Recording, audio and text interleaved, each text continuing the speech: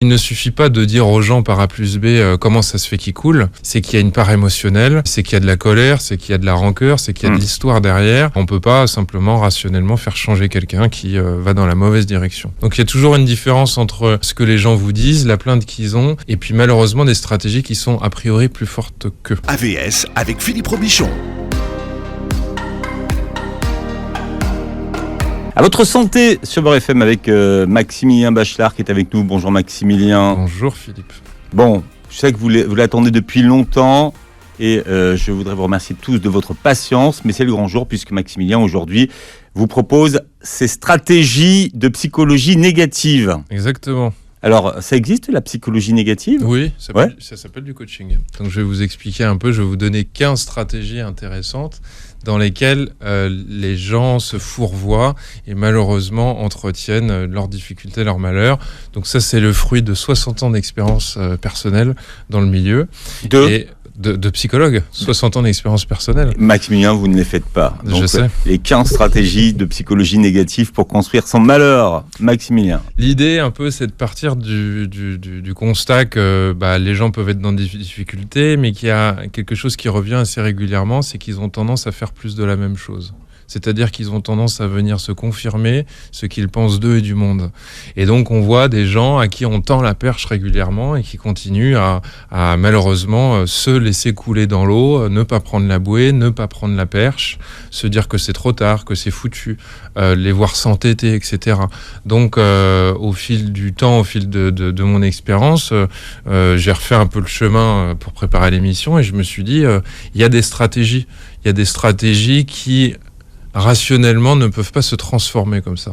Et ça, c'est tout l'art d'une consultation psy, selon moi. C'est qu'il ne suffit pas de dire aux gens par A plus B comment ça se fait qu'ils coulent. C'est qu'il y a une part émotionnelle, c'est qu'il y a de la colère, c'est qu'il y a de la rancœur, c'est qu'il y a de l'histoire derrière, et que on peut pas simplement rationnellement faire changer quelqu'un qui va dans la mauvaise direction. Donc il y a toujours une différence entre ce que les gens vous disent, la plainte qu'ils ont, et puis malheureusement des stratégies qui sont a priori plus fortes qu'eux. Donc c'est de ça dont je vais parler aujourd'hui. Ça vous parle, ça va ? Ça me va, Maximilien. Okay. On ne peut pas faire changer quelqu'un qui va dans la mauvaise direction. Il faut être un peu plus stratégique. Il y avait un auteur, Milton Erickson, que j'aime beaucoup, un hypnothérapeute, qui parlait de son expérience quand il était dans le milieu rural aux États-Unis. Et donc il essaye de faire rentrer un animal, il tire par les cornes, et puis plus il tire, plus l'animal se contracte et part dans l'autre sens. Et donc il dit, j'avais 8 ans, je fais le tour et je lui tire la queue et il rentre dans l'étable. Mais le réflexe qu'on a, parfois, c'est d'utiliser un peu trop la raison et de se dire, je vais démontrer les choses, et puis ça va aller, il n'y aura pas de problème. De la même manière que quand une femme vient me voir et me dit, mon mari ne m'écoute pas, ça fait 50 fois que je lui dis, et je lui dis, alors qu'est-ce que vous avez essayé de faire d'autre ? Et maintenant, je lui dis en criant. Et je lui dis, c'est très bien, madame, vous êtes sur la bonne voie, continuez. Voilà. Parce que à ce moment-là, pour être honnête, il va falloir qu'on fasse un vrai changement, il va falloir être un peu plus créatif. Et ce qui est intéressant chez les gens, c'est que parfois, la clé n'ouvre pas la porte, et donc, ils vont rester une demi-heure à essayer de faire rentrer cette foutue clé dans la serrure. Et puis, par conséquent, au bout d'un moment, la serrure, elle est foutue en l'air, malheureusement. Donc c'est un peu de ça dont je vais parler. Donc c'est une espèce de guide afin d'échouer et de réussir à bien consolider son malheur, parce que vous allez le voir, les gens ne s'improvisent pas malheureux comme ça. Pour moi, il faut avoir une volonté, il faut avoir de cesse de courir les pieds entravés, et je pense que pour réussir à mettre en échec toutes les possibilités que la vie nous offre, il faut être excellemment bon dans la mise en échec. Donc je vais vous donner 15 stratégies que je relève régulièrement chez les gens. Alors la première, c'est passer son temps à régler les problèmes des autres pour ne pas s'occuper des siens. Donc c'est un magnifique subterfuge que toute personne connaît, c'est la paille dans l'œil du voisin, c'est un très bel échappatoire que même les professionnels de l'aide, comme moi, peuvent utiliser finalement pour leur éviter de s'occuper d'eux-mêmes. Donc c'est le médecin qui finit toujours à 21h, qui voit plus ses enfants et dont la femme lui dit « Chérie, dans 3 mois, je demande le divorce ». C'est le psychologue qui a des soucis personnels et qui finalement va en voir trop chez les autres, ou c'est l'infirmière qui trouve toujours des hommes en difficulté sur sa route, qui veut les soigner, qui se marie avec et qui vient me voir en consultation en me disant « Vous voyez, depuis que je le connais, il n'a pas changé ». Finalement, c'est prétexter toute situation comme urgente pour prioriser autre chose que de penser à soi, ou de son confort, ou son bien-être, et qui se traduit finalement toujours par « il y a toujours plus urgent ou important à faire que ». La deuxième stratégie, qui est plutôt à l'inverse, c'est se plaindre, ce qui engendre la plainte. Alors là, il faut m'expliquer. Je vais vous en parler. Donc là où on ne voit plus les autres ni tout ce qui nous entoure, on commence à regarder son nombril dans la glace. Et évidemment, on a toujours à redire sur nous.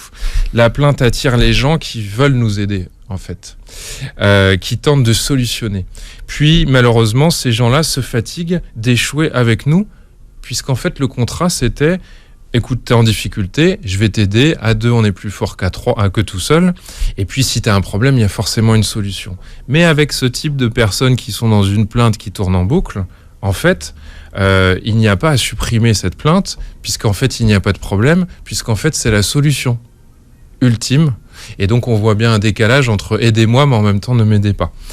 Parfois, c'est moins subtil. On refuse d'emblée l'aide ou les solutions pour garder même un lien culpabilisant avec les autres. Et donc là, je vais peut-être un peu froisser certains, mais ça, c'est une spécialité que font certains vieux ou les Méditerranéens qui souffrent, mais on ne peut rien pour les aider, mais ils souffrent, mais c'est pas grave. Et donc, on les regarde et on a une espèce de distance où on peut pas aider et on voit l'autre en difficulté. C'est un mode de fonctionnement, finalement, la plainte comme mode de fonctionnement pour qu'on s'intéresse à nous. Mais il y aurait presque un titre de bouquin à faire, la plainte comme mode de relation au monde. Voilà. Très beau bouquin qu'on pourrait faire. Une autre stratégie, ne rien faire et attendre. Entre parenthèses, trop attendre. Donc ça, c'est la stratégie de l'autruche. On met les miettes sous le tapis, on laisse les poubelles s'empiler. Ça consiste à éviter de solutionner les problèmes. Surtout quand ils sont petits, et les évacuer au fur et à mesure. Alors l'intérêt, quand vous payez vos factures au fur et à mesure, c'est que vous n'avez pas de surprise. Vous faites votre vaisselle de temps en temps, donc vous vous retrouvez pas avec une grosse difficulté à gérer. Donc la plupart du temps, quand on fonctionne comme ça va engendrer des ennuis, des conflits, du désespoir chez les gens. Donc mécaniquement, en repoussant, on n'a pas fait disparaître le problème. Pourquoi ne rien faire également ? Souvent parce qu'on veut éviter les conflits en pensant que les problèmes vont disparaître par magie. C'est la stratégie de se cacher derrière ses mains comme un enfant. Donc pour réussir cette stratégie, c'est simple, il faut bien laisser pourrir les problèmes et surtout les ressortir quand ils sont mûrs et que c'est trop tard. Laisser les problèmes s'empiler, laisser les limites se repousser et attendre l'explosion. Par exemple, c'est refuser de parler d'un petit souci en couple et laisser l'autre nous harceler. Pourquoi pas qu'on se dise qu'il est pervers narcissique. Je fais un petit coucou à Karima, on a discuté de ça, ça lui plaît cette notion. Et jusqu'à qu'il nous quitte en fait. Donc, alors Karima, c'est Karima Chadibaou, pour ceux qui ne sont pas... apparemment, comme on l'appelle. Alors ça, c'est son nom de code, mais qui reste entre nous. Maintenant, il est officiellement publié. Merci, Karima. La magie des réseaux sociaux. Donc, c'est un peu le principe de la cocotte minute qui monte en pression, mais sans le système de soupape. Donc, c'est la chronique d'une explosion annoncée. Une autre stratégie, à l'inverse, c'est ne pas savoir lâcher quand il faut. Donc, c'est insister. Ne pas laisser les choses parfois s'écouler, vouloir tordre le temps, accélérer les choses, tordre la volonté de l'autre, se dire que finalement, il faut qu'il fasse comme on le veut, et bien évidemment dans notre sens, et quand on est prêt et quand on le désire. Donc ça renvoie à l'impatience. Impatience, l'adjectif impatient, il a des origines grecques qui signifie souffrir, supporter, endurer, avec l'idée d'une résignation. Donc, il y a une phrase que j'aime bien de Boris Vian qui dit « Lutter n'est pas avancer ». Ça correspond tout à fait à cette stratégie. Et finalement, on est dans la question de l'acharnement, employer tous les moyens pour maintenir en vie. Mais la question qui se pose toujours, c'est à quel prix ? Et bien souvent, quoi qu'il en coûte que coûte.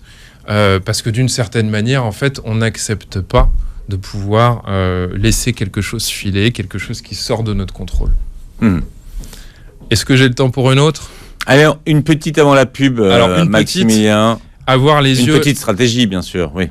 Avoir les yeux au mauvais endroit du temps. On a deux possibilités. Soit on est tourné vers le passé, on le glorifie, plutôt que le présent et l'avenir. Donc, c'est une distorsion qui est très connue. On évite de penser à ce qui ne nous convenait pas. Avant, la France, c'était mieux. Avant, il n'y avait pas de machine à laver, donc c'était pas mieux. Ou alors, avant, avec mon ex, c'était génial. Puis le pote dit non mais en fait c'était pas génial, c'était une horreur. Tu m'as harcelé pendant 2 ans à me dire que tu n'en pouvais plus de cette femme, mais là en fait t'es malheureux. Et puis tu te rappelles de certains bons moments, mais ça n'allait pas. La deuxième possibilité avec ce temps, c'est être entre l'avenir impossible et le passé qui est déjà fait, et ne pas être dans le présent. Donc très rapidement, c'est ne pas profiter de ses enfants, des réussites, des possessions, du bien-être, du fait d'être en vie. C'est observer sa vie en regardant derrière ou en se souciant trop du lendemain. Et j'ai envie de vous dire, si vous regardez trop loin ou si vous avancez en regardant derrière, vous risquez de vous prendre un réverbère dans la tronche. Donc ça, c'est la deuxième possibilité dans cette stratégie qui est d'avoir les yeux au mauvais endroit du temps. Ce qui est important, c'est de savoir que si vous suivez bien les 15 stratégies de psychologie négative que Maximilien Bachelard a mises au point pour vous en exclusivité sur Beurre FM, eh bien, vous serez parfaitement malheureux. Exactement, voilà. Et de manière durable. Ouais. Parce que si vous avez échoué à être heureux, il vous reste le malheur. Exactement. Finalement. Comme alternative. On a vu les 5 premières stratégies, Maximilien. Exactement. Alors c'est vrai que ça parle peut-être à certains qui inconsciemment se retrouvent déjà dans les 5 premières. Hein. Alors, j'ai même envie de vous dire, si vous regardez, vous écoutez cette émission, s'il n'y a rien qui vous parle dans votre vie et dans les vies autour de vous, c'est que vous n'avez pas de problème. Vous n'êtes pas vivant. Non, mais parce que les êtres humains utilisent ces stratégies. Mais moi, je parle du fait, d'une certaine manière, d'en faire une philosophie de vie, quoi. De réactiver ça avec tout le monde, de s'entêter, de continuer, de persister, de devenir excellent dans le malheur. Voyez, parce que c'est des stratégies humaines qui arrivent, et notamment celle dont je vais vous parler tout de suite. Se comparer aux autres, vouloir ce qu'on n'a pas, c'est une stratégie commune que les êtres humains utilisent. Mais ça peut devenir, j'ai envie de dire, un slogan, ça peut devenir une philosophie de vie. Et donc, ça, évidemment, c'est rempli de biais. Évidemment, tout le monde est plus heureux que nous, on est bien au courant, de la même manière que l'enfer, c'est les autres, comme dirait Jean-Paul. Donc, encore une manière d'accentuer sur le pauvre de nous. On a parlé de Karima tout à l'heure, mais maintenant, il y a Jean-Paul. Oui, Jean-Paul Sartre, qui est sur une autre planète que Karima, quoique. Ça pourrait faire l'objet d'une discussion. Bon, donc l'enfer, c'est les autres. Donc, c'est encore une façon d'accentuer sur le pauvre de nous, voire de déclencher une compétition malsaine en référence à un autre qu'on ne sera jamais. Donc en effet, l'herbe est toujours plus verte ailleurs, notamment chez le voisin. C'est un très bon... Ça, c'est une question d'arrosage. C'est exactement. Et puis d'orientation du soleil. Mais c'est un très bon dopant de la frustration, en fait. C'est l'aliment clé du malheur que de croire au fantasme, le bonheur est chez les autres. C'est un mode de pensée, de comportement excessivement efficace pour nourrir l'insatisfaction chronique et la fameuse quête du Graal. Le Graal, il n'existe pas.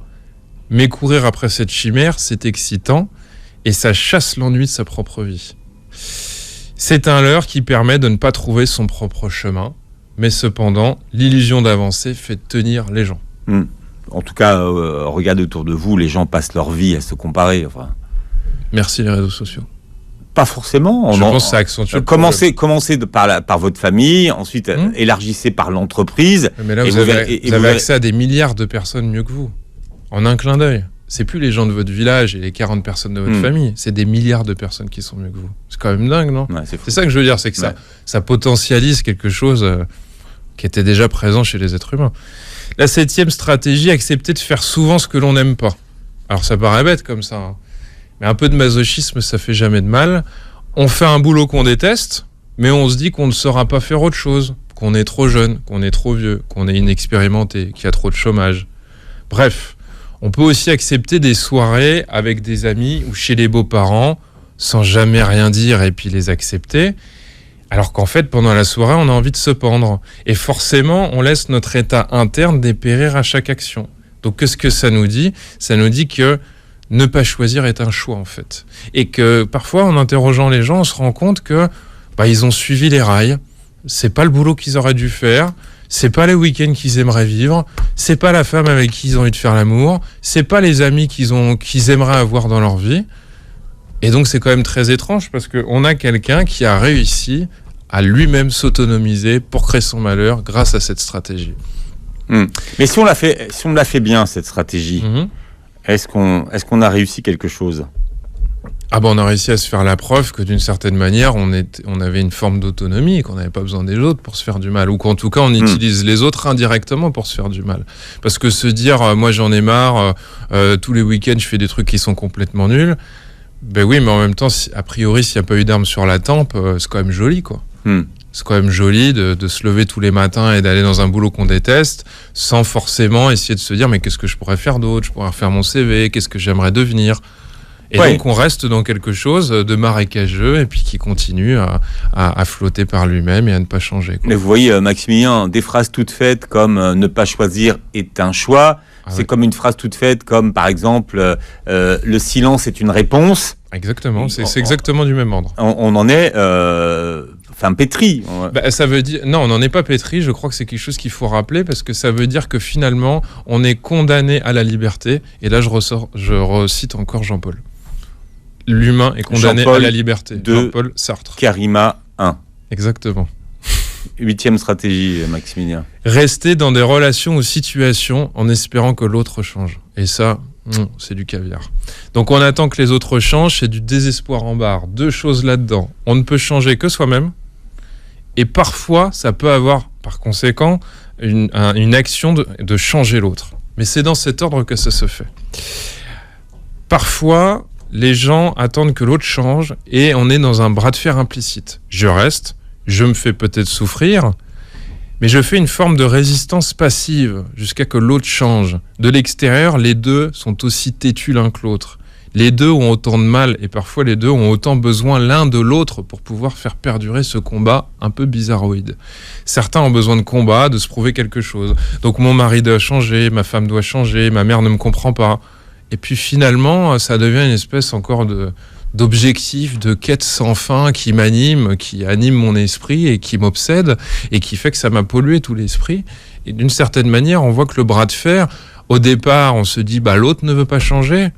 Mais pourquoi tu veux le faire changer à ce point-là ? Il y a cette question qui se pose. S'occuper des autres, finalement, avant de s'occuper de soi, vouloir faire plaisir aux autres en s'oubliant est un excellent moyen pour apprendre à ne prendre jamais soin de soi, ne jamais être en contact avec ses besoins, ne jamais être en contact avec son bien-être, puisqu'on est trop occupé à faire changer l'autre.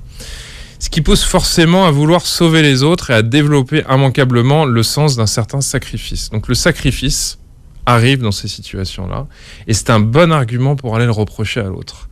Celui qui ne demandait parfois rien de surcroît. Regarde, je tout fais pour toi. On a sacrifié notre vie pour toi. Mais la réponse logique, c'est « mais je vous ai rien demandé ». Et je vous ai pas tant demandé que ça.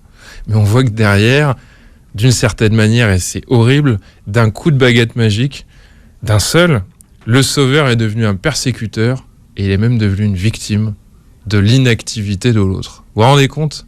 Vous arrivez à percuter sur ce que je vous dis ? Souvent, il y a ce truc-là entre les parents et les enfants, mais ça peut se retrouver à d'autres endroits. C'est confortable d'être le sauveur, vous savez, parfois.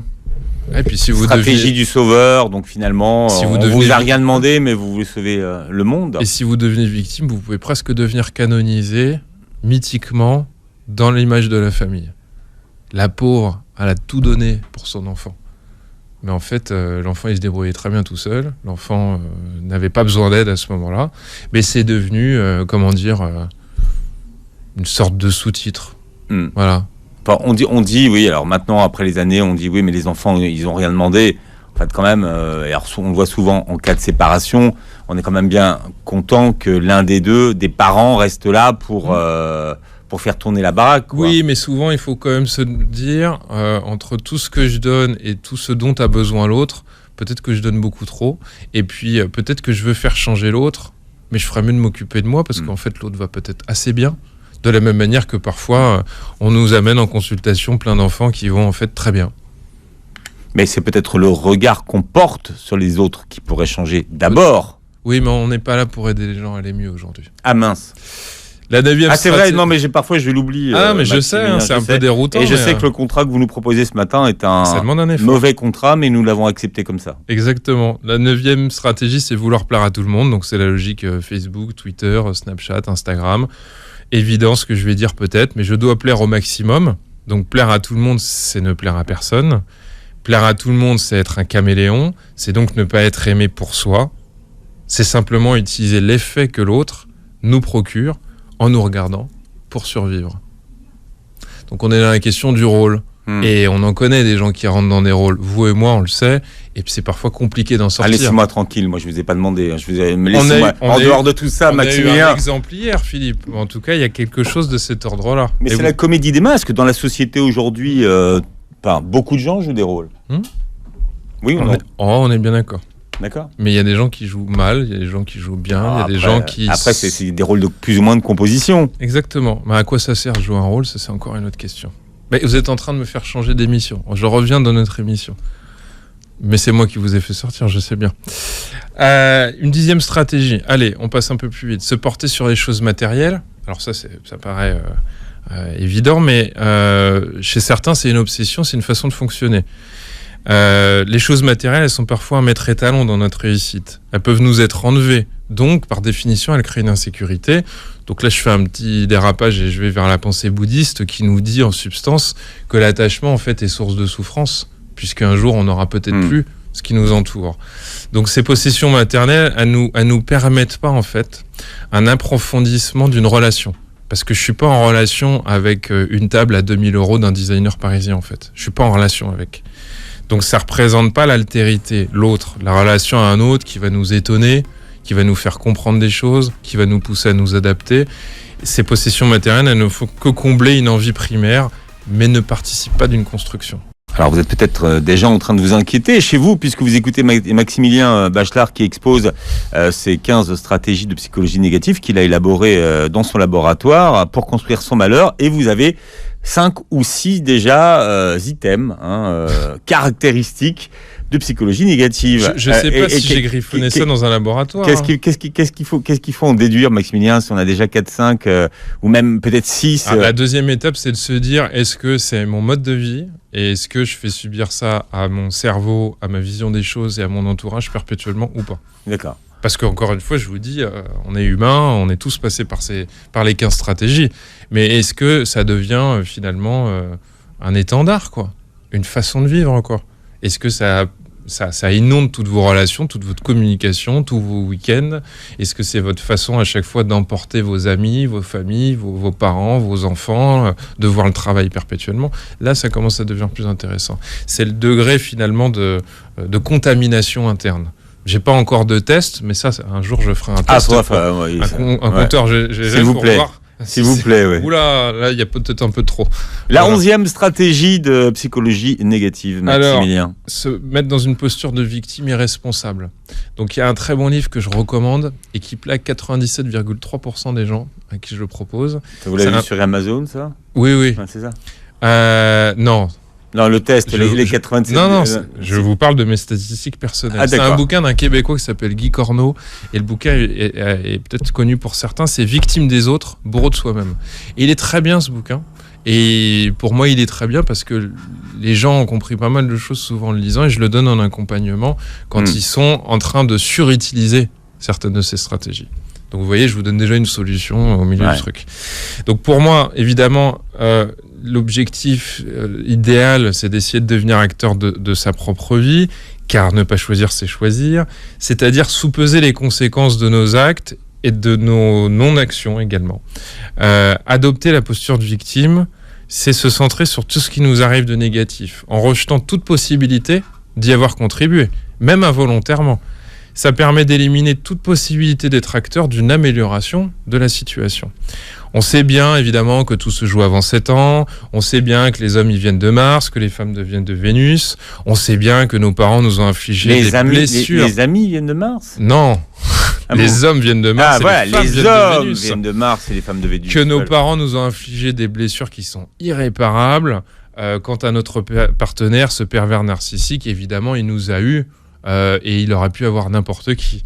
Donc, vous pouvez même accentuer cet effet-là, c'est d'aller voir un expert qui va remonter au-delà de votre propre existence et qui va vous dire que si vous êtes victime, c'est par descendance, que grâce à la généalogie, on arrive mieux à comprendre ce qui vous arrive, que vous êtes condamné à porter le poids des malheurs de vos ancêtres. D'une certaine manière, grâce à ça, on est à l'abri de toute possibilité d'amélioration de notre situation. Et comme ce qui est fait ne peut être défait, nous voilà piégés à jamais. Et pour que le processus fonctionne, il faut bien veiller à ce que la responsabilité de nos malheurs échappe totalement à notre maîtrise. Comme on n'est plus acteur de ce qui nous arrive, il ne nous reste plus qu'à subir ce que le monde, les autres, nous imposent, tout en nous lamentant de cette injustice. Mais vous passerez ça au ralenti. La 12e stratégie... Non, Maximilien, ce qui est important dans vos stratégies, c'est qu'on puisse les digérer là, pour qu'on passe une mauvaise journée. Évidemment. Sinon, c'est raté. Je suis pas sûr que se permettre de passer une mauvaise journée, mais c'est déjà peut-être scanner un petit peu notre façon de fonctionner. La 12e stratégie, c'est s'attribuer la responsabilité de tout événement. Donc, je vous avais proposé une émission, fait 9 ans que je vous la propose, sur le syndrome de la mère nourricière. Concept que j'ai élaboré dans mon laboratoire.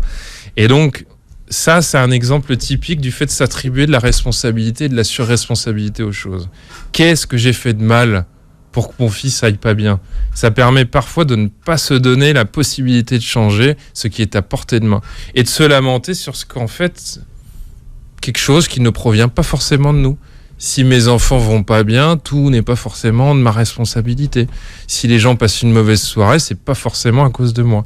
C'est se croire parfois en plus bien trop important, Ouais. ou de prendre l'autre peut-être pour un idiot ou pour un irresponsable. Être un peu parano, peut-être, non ?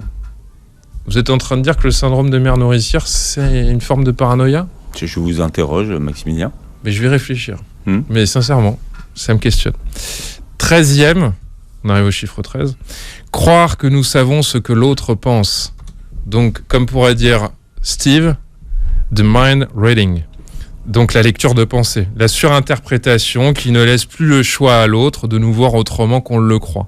Le problème, c'est qu'on a tendance à partir sur une hypothèse, qu'on prend donc pour une vérité, et donc à construire un problème sans l'aide de l'autre. L'autre hoche la tête, donc on interprète. Il nous dit merci, donc on se dit en fait il nous déteste, il se fout de nous. C'est finalement refuser de laisser une chance à la relation. Potentiellement, c'est s'attribuer un pouvoir de prédire, puisqu'on empêche l'autre d'avoir son propre avis, de nous surprendre, et donc on se confirme une fatalité d'une manière générale. Ça vous parle ? Enfin, c'est un peu se faire des films. Oui. Mais ça, c'est une bonne manière, encore une fois, d'utiliser malheureusement comme alibi les gens autour de nous sur cette planète et de répondre à leur place pour venir alimenter notre système autonome qui crée du malheur. Parce que vous êtes ça marche bien dans les couples, ça, Maximilien. Vous savez que souvent dans les couples, chacun des partenaires se fait son propre film et finalement, la vérité n'a rien à voir avec tout ça. Eh ben, c'est justement un très bel indicateur dans un couple parce que ça arrive forcément.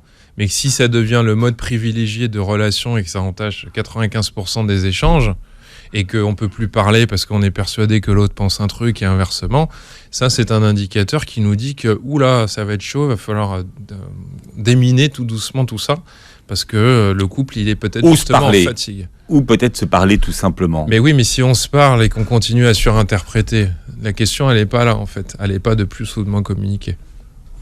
La question est où alors ? De faire vraiment autrement. Donc pour les systémiciens qui m'écoutent, de passer à un changement de type 2, c'est-à-dire arrêter de faire plus de la même chose. En croyant obtenir un résultat différent. Exactement. Et ça, c'est Albert. Enfin, Albert 1. Albert 1, Albert E. Ouais. 14e stratégie, exiger de soi des attitudes irréprochables et oublier qu'on est des êtres humains. Donc évidemment, là, pour après les systémiciens, je fais un coucou aux psychanalystes, vive le surmoi, c'est-à-dire tous ces interdits parentaux qu'on a intégrés, vive la discipline excessive des parents, vive les attentes irréalistes. Souvent, on n'attend pas autant de notre entourage qu'on attend de soi, et donc il n'y a pas de place pour le nul n'est parfait. La 15e et dernière stratégie, alors elle est de deux possibilités. Soit on se met à raisonner émotionnellement, parfois, en oubliant de regarder les choses de manière froide, intellectuelle, ou à l'inverse, se mettre à raisonner sur le plan intellectuel et ne pas écouter ses émotions ou son intuition. C'est-à-dire à chaque fois dégainer le mauvais objet, c'est-à-dire mettre du cœur là où il faut une clé à molette, ou mettre de la comptabilité là où il faut juste un peu de bienveillance. Donc ça amène par exemple à un management comme c'est parfois à la mode par l'amour, alors qu'il faudrait un peu plus de choses carrées. Ou alors se mettre à raisonner un terroriste ou quelqu'un qui est en pleine crise psychiatrique, alors que la raison ne l'atteint pas du tout, et que la question, ça va peut-être être de baisser un peu le niveau sonore, d'être apaisant, et d'arrêter à ce moment-là de se dire, intellectuellement, il va comprendre qu'il fait une bêtise. Donc je ne sais pas si vous voyez bien la différence entre être sur une question émotionnelle ou être sur une question plutôt raisonnable. Ça dépend des moments. Il y a des moments où c'est la raison qui parle, il y a d'autres moments où ce sont les émotions qui parlent. Exactement. Et donc, il y a un temps pour tout. Et donc, pour pouvoir réussir à mettre en place cette stratégie, il faut commencer à mettre de l'émotion là où, en fait, il est question de chiffres. Et il y a des moments où il faut se mettre à être finalement pragmatique, alors qu'il faudra arrêter d'être pragmatique, mais simplement un peu plus humain. Voilà cette dernière stratégie. Bien, alors donc maintenant, une fois qu'on a les 15 stratégies de psychologie négative pour construire son malheur, je vous invite d'ailleurs à les réécouter, à les revoir, pour être sûr de bien les maîtriser, les posséder. Comment on reset tout ça? Comment on fait le reset des stratégies? Alors, ça me rappelle la devise d'un collègue, Gilbert, à qui je fais un coucou, et qui me disait... Alors Gilbert, il n'a pas de nom, celui-là on ne le connaît pas. Non. Encore. Pas encore, mais ça viendra. Bon. Et qui me disait qu'une devise qui lui était chère, c'était désapprendre l'espoir pour apprendre la motivation. Désapprendre l'espoir pour apprendre la motivation. D'accord. Je trouve que c'est pas mal comme slogan. Vous voyez que si vous voulez à un moment donné, si vous n'arrivez plus à sortir de ces stratégies parce que vous les avez tellement appliquées que ça devient une seconde nature, je crois qu'il y a des questions à se poser sur est-ce que je suis vraiment en relation avec les gens ?